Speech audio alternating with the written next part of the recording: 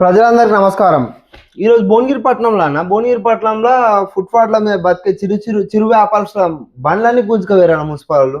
మరి దారుణంగా ఈరోజు ట్రాఫిక్ పోలీసులు కానీ మున్సిపాల్ కానీ మొత్తం ఆ బండ్లన్నీ గుంజుకుపోయడం జరిగింది.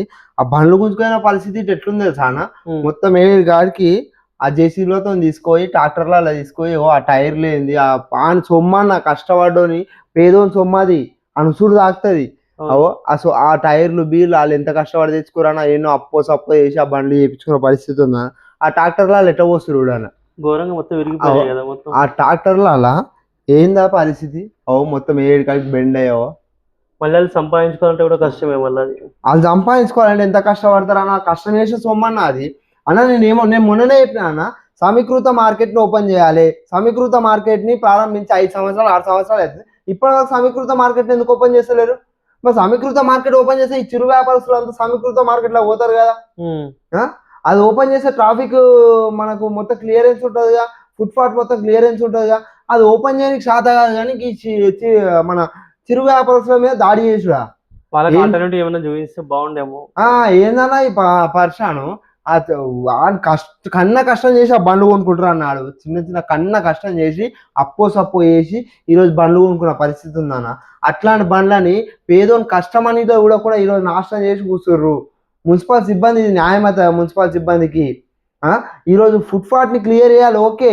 మరి ఆ ఫుట్పాత్ మీద బతుకుతున్న జీవన ఆధారంగా బతుకుతున్న చిరు వ్యాపారస్తులకు ఒక మార్గం అయితే చూపెట్టాలిగా, చూపించాల్సింది. మరి గత ప్రభుత్వము ఆ సమీకృత మార్కెట్ ని కట్టి 90% పనులు పూర్తి చేసి 10% పనులు మాత్రమే ఆపింది.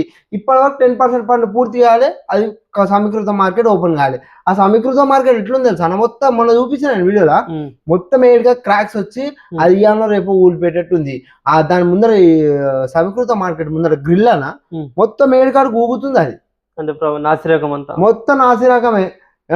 గట్లాంటి సమీకృత మార్కెట్ ఓపెన్ చేసి చిరు వ్యాపారస్తులను అలా పంపించిన తర్వాత ఇట్లా వీళ్ళు రోడ్డు మీద పెడితే అప్పుడు దాడులు చేయాలి.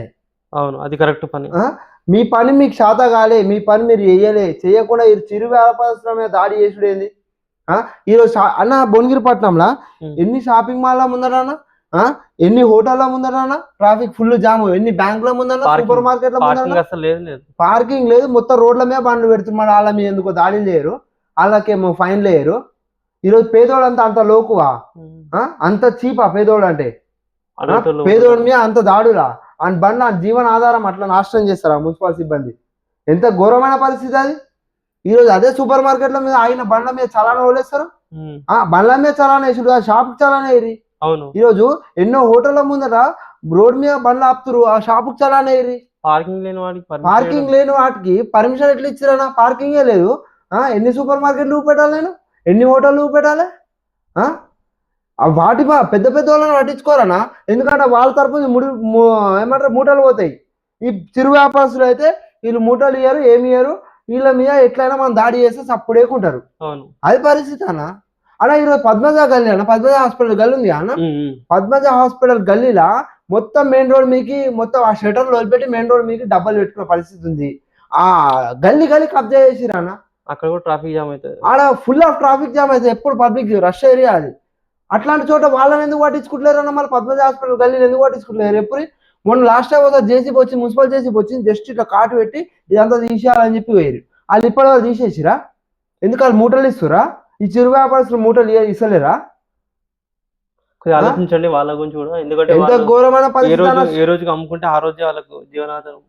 వాళ్ళు రూపాయి అమ్మ బుక్కెడ్ బువ్వ ఉండే వాళ్ళకి ఒక రోజు నడవకపోతే అట్లాంటి వాడిని పొట్ట కొడితే ఏం లాభము?